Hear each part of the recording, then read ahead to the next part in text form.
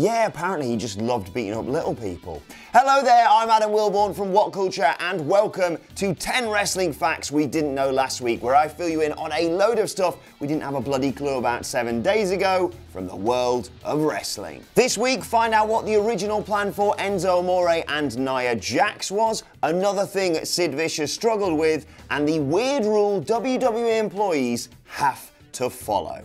So wrestling fans, yes, even those of you in Guam, let's get this show started. After all, it'll do you no harm.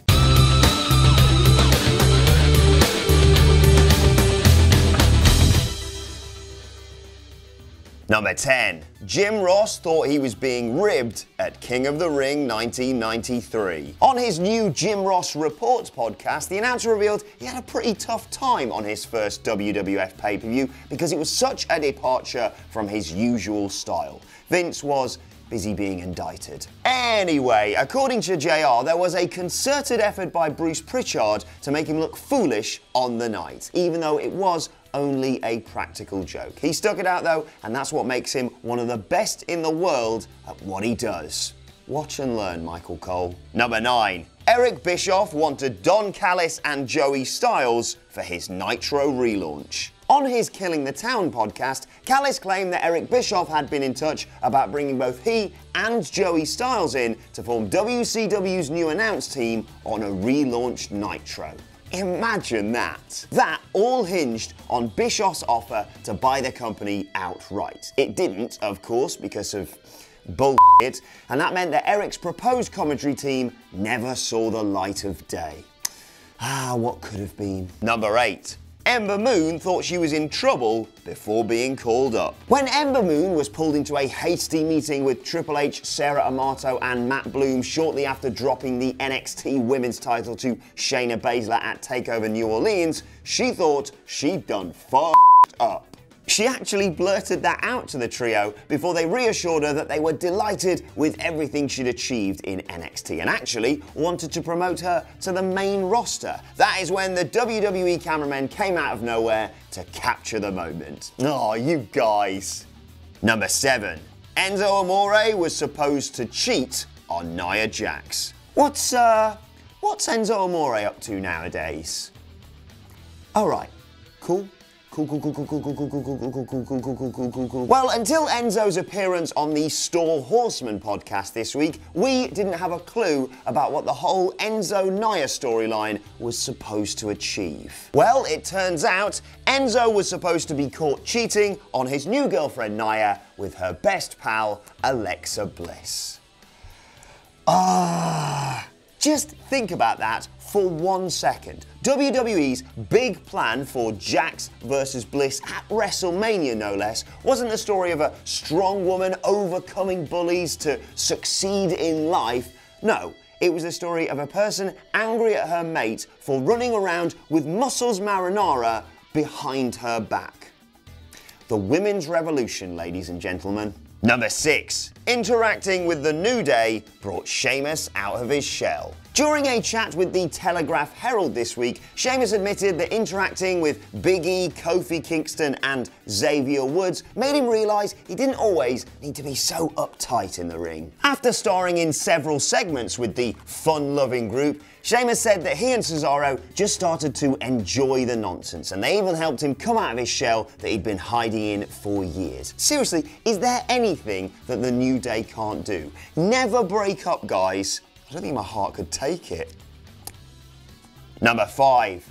WCW refused to transport Y2J's Dean Malenko portrait. Chris Jericho's feud with Dean Malenko in WCW was one of the first times fans were exposed to Y2J's sense of humour, comedic timing, and ability to think outside the box. Brilliant touches like interviewing a Malenko portrait will live long in the memory. But then again for Jericho, so does having to transport the bloody thing from city to city. Yes, on Talk Is Jericho, he said that WCW would not cart the picture around for him. He had to source his own easel, get a new frame in every single town WCW visited, and carry the pic in his overhead luggage so it wouldn't get ruined. A genius segment, but a ball ache of epic proportions. Number 4. Yokozuna gained weight at a weight loss clinic. Sent to a weight loss clinic by the WWF in the late 90s, Yoko wasn't exactly pleased by his new abode at Duke University and decided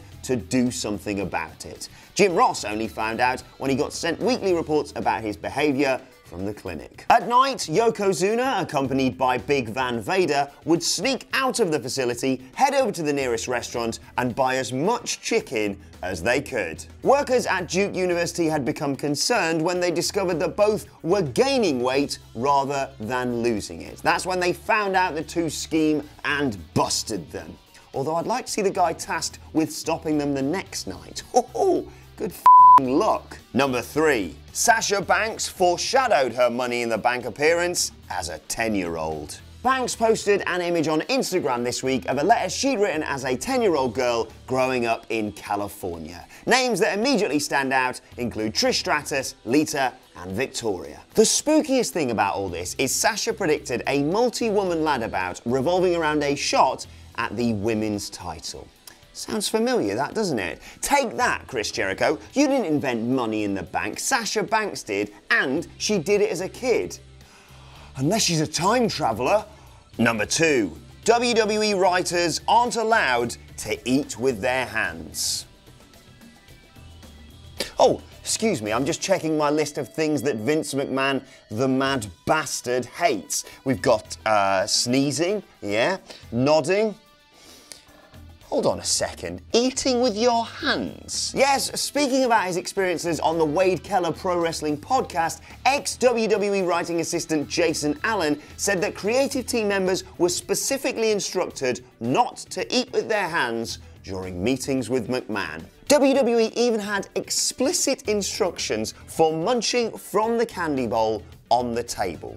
Anyone looking to take sweets from the bowl were to then pour them into their non-bowl hand and then eat from that hand. Basically, the hand that touched the bowl couldn't go anywhere near their mouth at any point. Now you'd think maybe this is because Vince McMahon is some sort of clean freak, but let's not forget, this is the man who went out and cut a promo just after he'd himself. Number 1. Sid Justice struggled to pronounce WrestleMania. On Sean Mooney's primetime podcast, Sid admitted that he once had trouble saying WrestleMania in his promos. Blaming his southern accent, Sid said that he'd always call it Wrestling Mania instead. Better still, in the lead up to Sid's match against Hulk Hogan at WrestleMania 8, the company literally put up signs in the promo area backstage reminding announcers to tell Sid just to say Mania. Wow. Then again, maybe we shouldn't laugh. Maybe it isn't funny. Maybe it's actually just a real terrible shame. You see, Sid only has half the brain that you do. So there you have it. You are all up to date and you can take these facts and show them off to your mates to make them look stupid. We all do it. I know I do. Let me know your thoughts in the comments section below and don't forget to like, share and subscribe. And you can check out the article this series is based on. It's written by my boy Jamie Kennedy and is up at whatculture.com right now. And you can check out more of our videos here. Thanks for watching. I've been Adam Wilborn. Now go away.